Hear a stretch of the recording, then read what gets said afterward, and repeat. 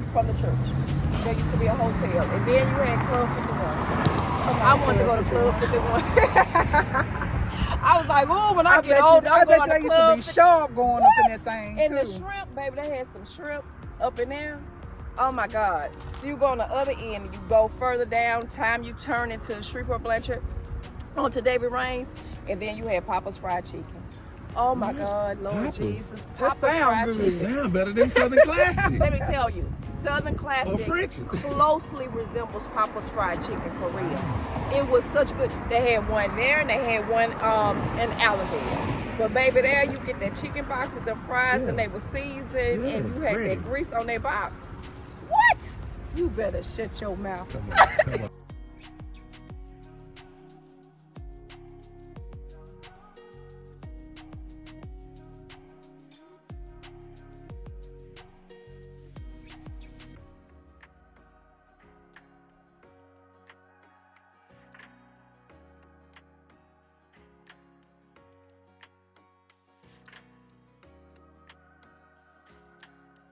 Hey y'all, hey, it's your favorite girl in the world, D40, and I am so excited to have our special guest today, guys. We are right here on the Cooper Road with the amazing councilwoman Tabatha Taylor, officially known as my T. Y'all can't call her T because that's my T.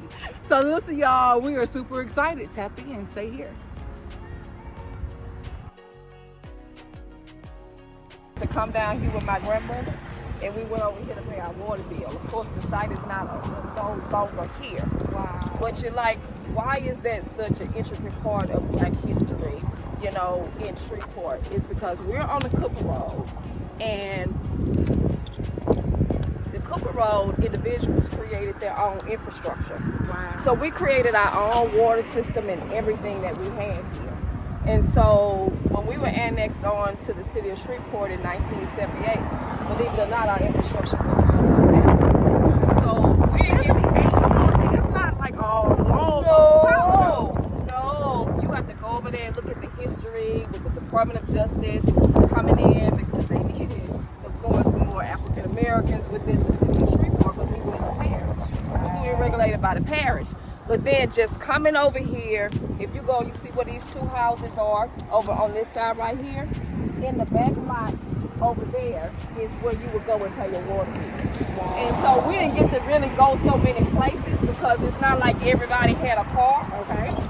And so driving up to go pay our water bill was a big deal. That was a big deal. It was a really big deal. But I had no idea. So how amazing is it that, like, I had no idea that the Cooper Road, like, built their own city. Oh, yes, Lord.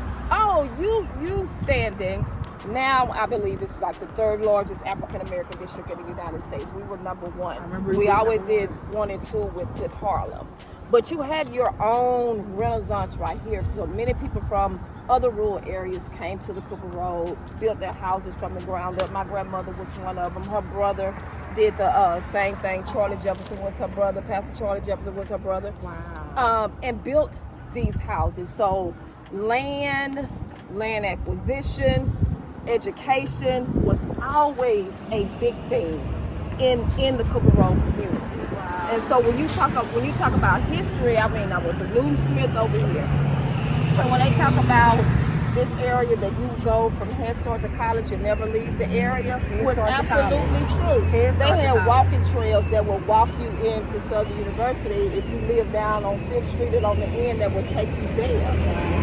So it's always just absolutely amazing that I don't think sometimes we really understand what we've contributed to this city. Wow. It's one of the reasons that I definitely fight so hard for it. Yes. And we appreciate you for fighting so hard. So what would be your favorite Shreveport history? Do you have anything that a lot of people don't know? Since Tommy and I have been going out having these conversations with people just about Shreveport and Black history, we're finding out that Shreveport has ties not just here but all over the world for a lot of different stuff. They've talked about, you know, the music and how the music has traveled so many different places with artists and stuff like that. Do you have like a special Shreveport moment or piece of history for you? That right there, believe it or not, is like my special Shreveport history. Yes. It's my special Shreveport history because most people don't think, oh, you're going to pay the water bill, that's not a really big deal.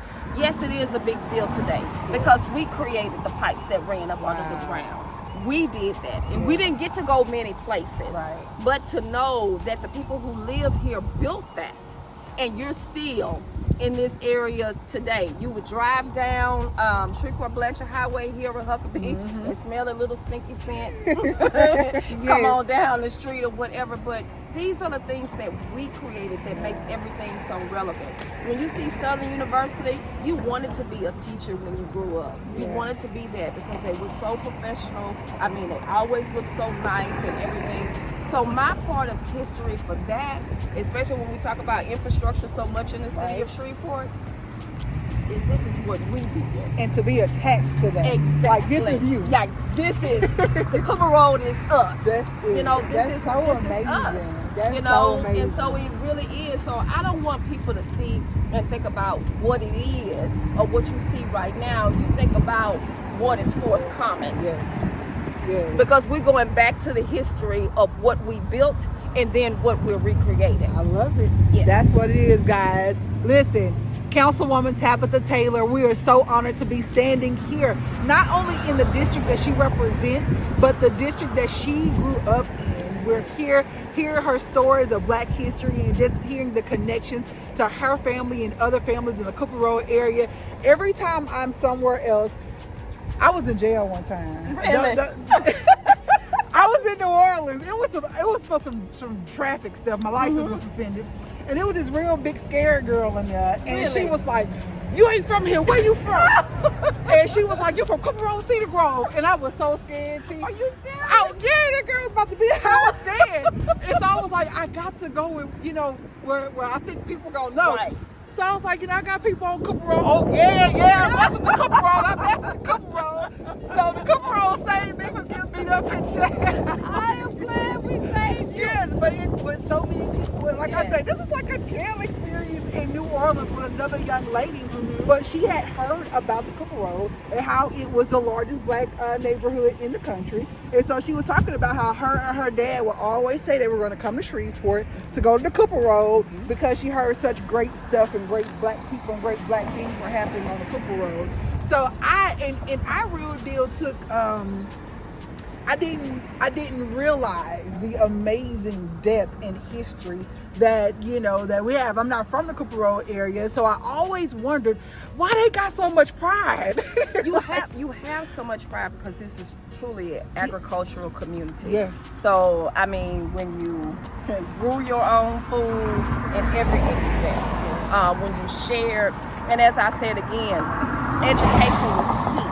It was a key component. The family aspect. Yes, the aspect of family, the aspect of community, how you had to thrive, how you had to get the education, and believe it or not, home ownership. Home ownership was a very big and deal. that breeds a lot of pride. Yes, that alone it's breeds a a lot very, of pride. very big deal. Oh, yeah. So when we're talking about all that, when we left the Cooper Road, then we were going to Allendale. So we're going to Allendale and we go to Harlem House. And then you drive down Malum Street and then you look at all of the pretty houses that are over there. Or we have to get back and recreate our communities. Bottom line. Any other piece of advice, love, history you want to give to people before we wrap it up? Know your history. It is very, very important that we learn our history. And I'm not talking about the history across the United States. I'm talking about locally. You have some real heroes that paved the way in order for us to have what we have, and we have the distinct responsibility of passing that legacy on to our children. But the gifts and the talents that we have the responsibility of executing them. Listen, it ain't nothing else to say. It ain't nothing else to say, y'all. We got to do the work, and we have no excuse not to do the work. Correct. Because we have the perfect example Correct. of people like T who are showing us how to do the work, y'all. We have to know our local history because guess what?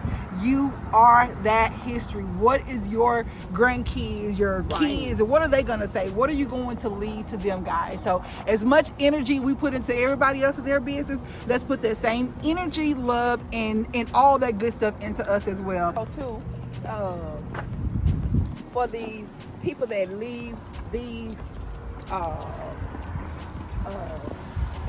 complexes like this, condition. And then it's going to see how to rehab and really revitalize. We have quite a few projects that we're actually working on. It just takes time to be able to do. Hi, Miss Cora!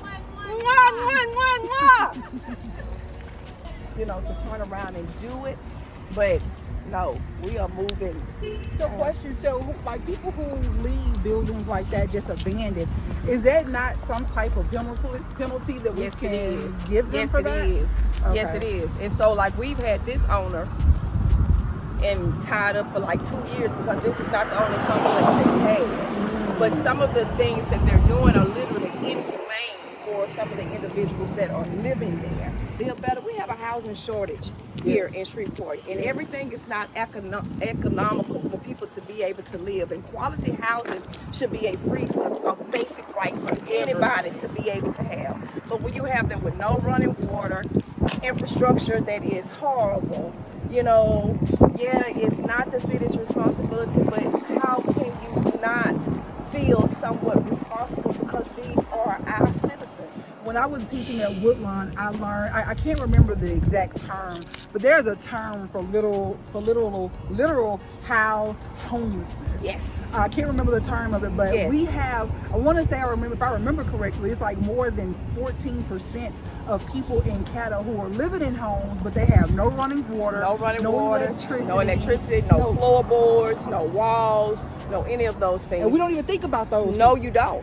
And they are actually just living in a structure. Yep, only living in a structure. They are living in a structure, and it is very, very real. So, I mean, there's so much that we have to have, that we have to make private businesses understand too, that you need to invest in the inner city as well. Because if you're not building, Dorian, in the interior parts of your city is not going to thrive. This is where the people are. Yeah. So you're not going to build where the people are? Crazy. Everybody don't want to live way out. Some people want to live within. And everybody in every community, a pharmacy, you know, a gas station, a bank, all of those things. You want to invade our area with liquor stores? No, ma'am. Liquor No, stores sir. and check cashing places. Exactly. No. It is more to us than that. You got people that get up and go to work every single day. Every day. And because they don't make as much money as you, does not mean you have the opportunity to discriminate against them because they don't. They get up and they work hard. Law-abiding citizens creating the way. Their sales taxes go into the general fund just like everybody else. I'm sorry, that's my soapbox. Yes. Well, thank you so much, You T, more for than coming to talk to welcome. us, You are guys. Hey, y'all. Hey, it's your favorite girl in the world, D4. Man, it's your boy T Vocals, man. Stay connected.